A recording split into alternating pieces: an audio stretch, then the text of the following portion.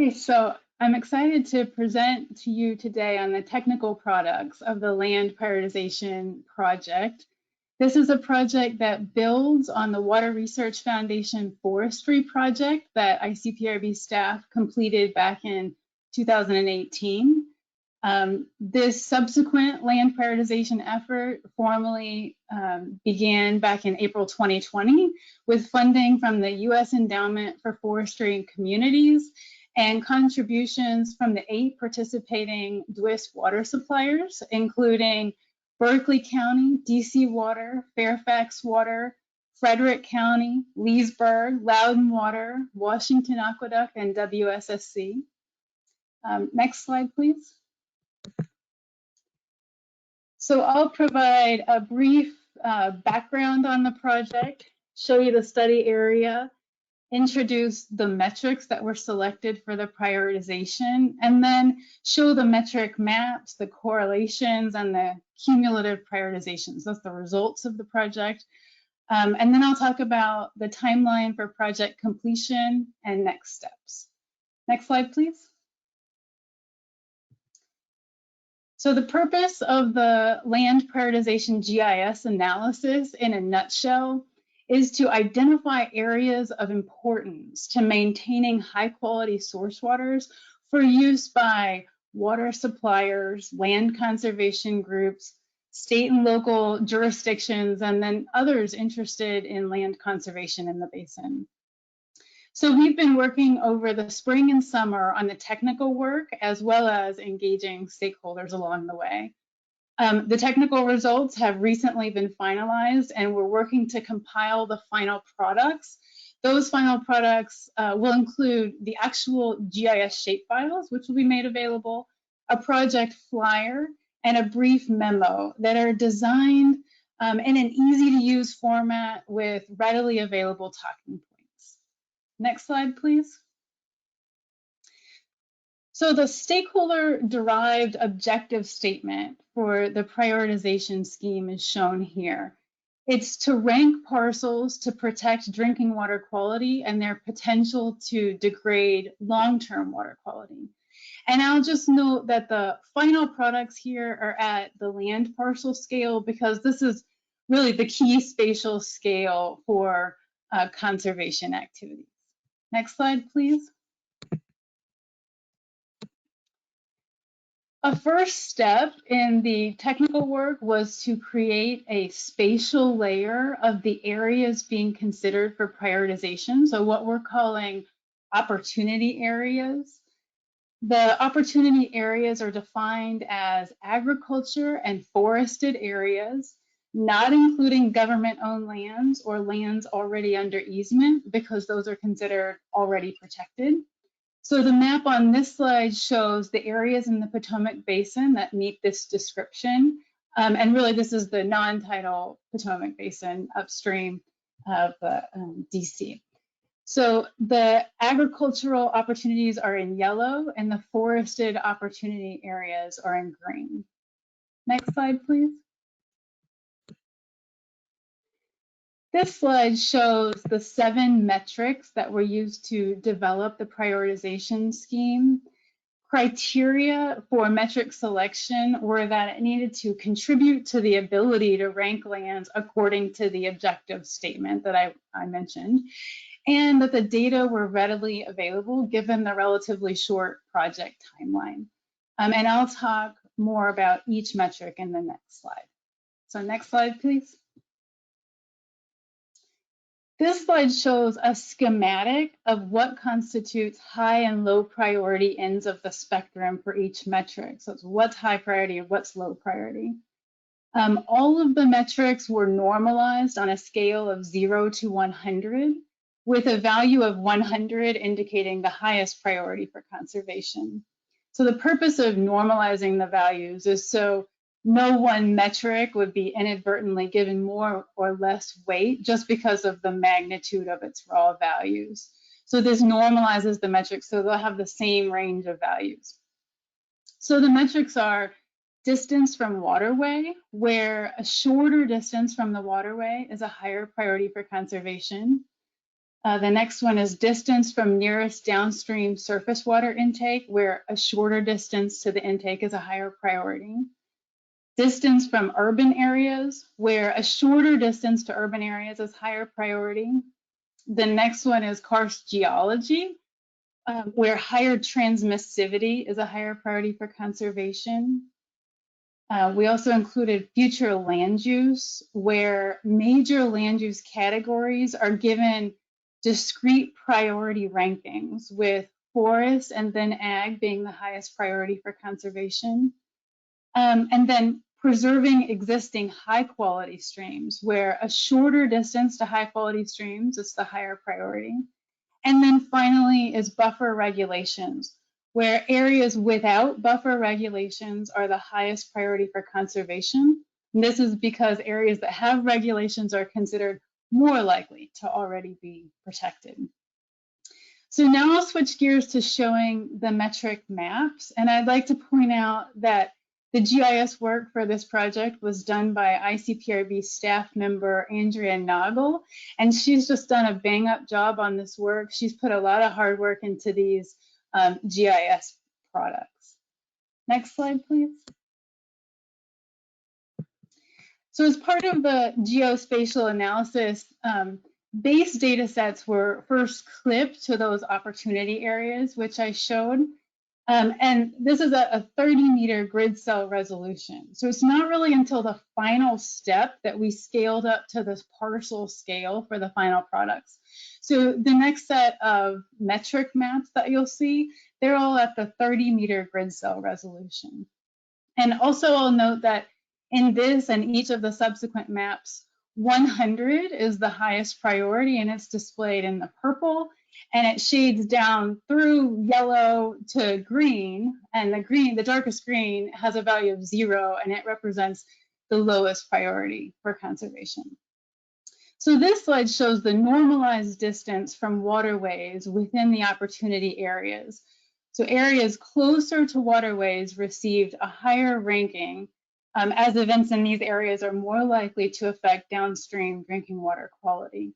So this metric was derived from a USGS high resolution NHD product. Next slide, please. This slide shows the normalized distance from surface water intakes that have been weighted by the average 24-hour travel time. So as a first step here, the drainage area around each surface drinking water intake was delineated, and then distance buffers were created around each intake.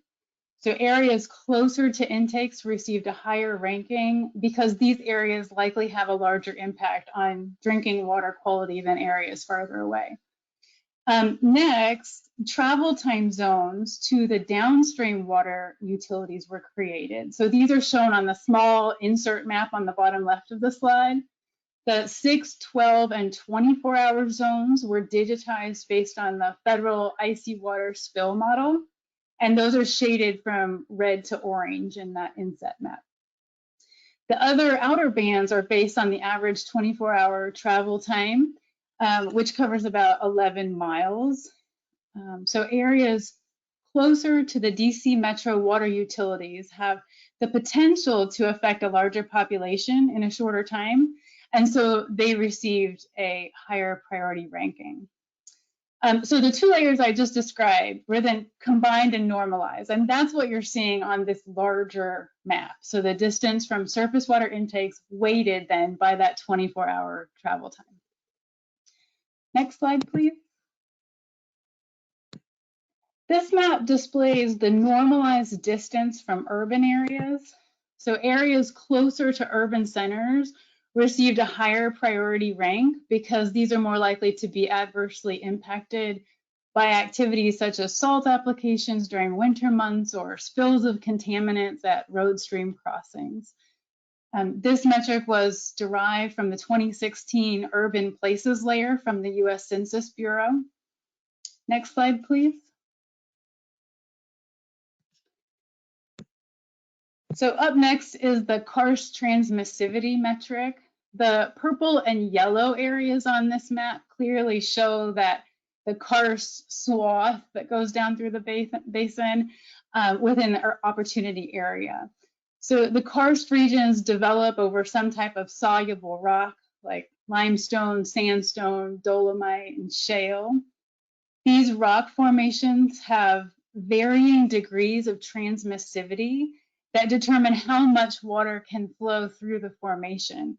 So to keep things manageable, we use generalized transmissivity values that were developed based on literature reviews. So areas with a higher potential of transmissivity received a higher priority because they can deliver pollutants more readily to ground and surface water. Next slide, please. This metric is based on the 2025 land use scenario the Chesapeake Bay program forecasted for their Phase 6 Bay model. The land uses were lumped into 4 categories, including forest, ag land, urban areas, and then a category for all the remaining land uses. So lands expected to be forested or agriculture in 2025 were given the higher priorities for protection to account for the potential impact of future land development. Next slide, please. So this slide shows the normalized distance of areas to high quality streams. Areas closer to high quality streams received higher priority rankings to provide protection for these valuable resources. The metric is based on data from EPA's ATTAINS program. Next slide, please.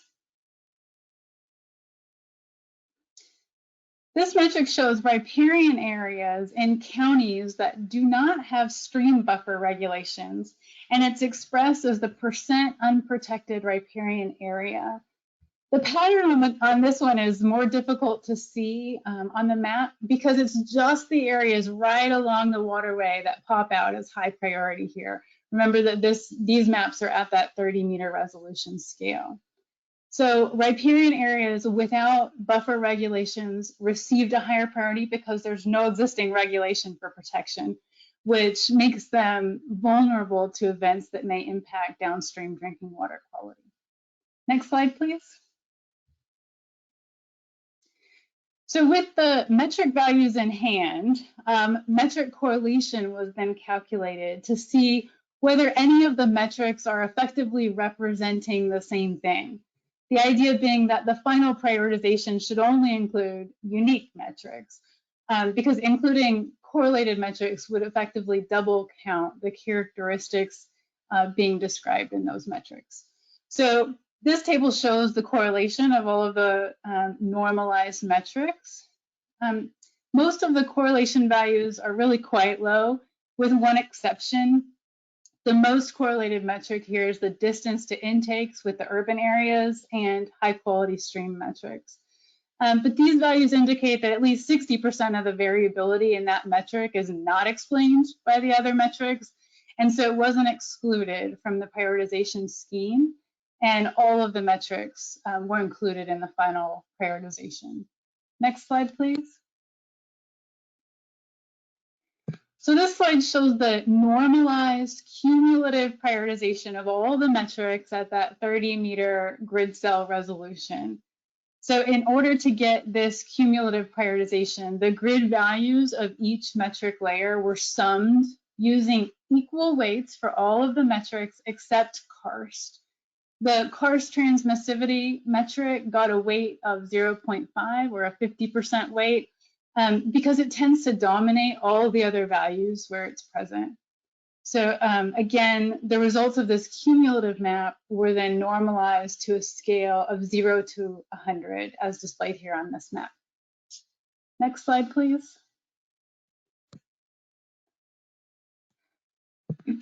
Okay, so moving from the, can you back up just one, Christy, to the parcel one? Thank you. So moving from the 30-meter grid resolution to the more actionable land parcel scale, one more metric was added that gives a higher priority to parcels that have more opportunity areas within them, because the opportunity areas don't match one-to-one, of course, with the boundaries of the parcel layer. And so this slide shows the cumulative prioritization of all the metrics scaled to the parcel level. It's taken some explanation in getting here, and I appreciate your patience. This here is the final geospatial product of the project, with the highest priority parcels shown in purple. And really the strength here isn't in these static maps, but for users to be able to access the geospatial files, layer them on the files that are of interest to them, and find high priority parcels in their region of interest. Next slide, please. So this slide shows the project timeline. We're moving into the final stages of the current project, having presented the final results to the DWIS members on November 4th and sharing them here with you today. This month, we're wrapping up the final products. Again, that's the geospatial files. There's a project flyer and a project memo. And those products are due to the endowment at the end of the calendar year. And we're thinking about product rollout so that this work is ready for implementation. Next slide, please. So where do we go from here? Can you advance it one more time, Christy, to get the full image? Or maybe, yeah, maybe it might take several times. Thank you. So this project was one of the Potomac Drinking Water Source Protection Partnership projects for 2020, as Mike mentioned earlier. Christy, there might be just a couple more clicks in there. In the upcoming year, an important next step is to promote the use of the map to stakeholders with the ultimate goal that people will protect the land and that drinking water is ultimately protected. So that's the main goal here in the end. Next slide, please.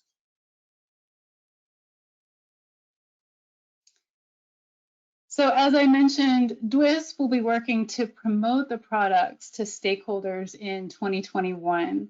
So the partnership is forming an ad hoc implementation work group comprised of government agencies and utility members aimed at rolling out these products. So the group is planning to start meeting in January. It's being formed now. Potential users of the products that'll be targeted include land conservation groups, several of which have been involved in the development of these products since the beginning of the project. And users also potentially include local jurisdictions, federal and state agencies, and utility-specific stakeholders. So each of these groups, as you can imagine, is going to require a different sort of outreach approach and engagement approach for implementation. And we look forward to interacting with them to make this a living product.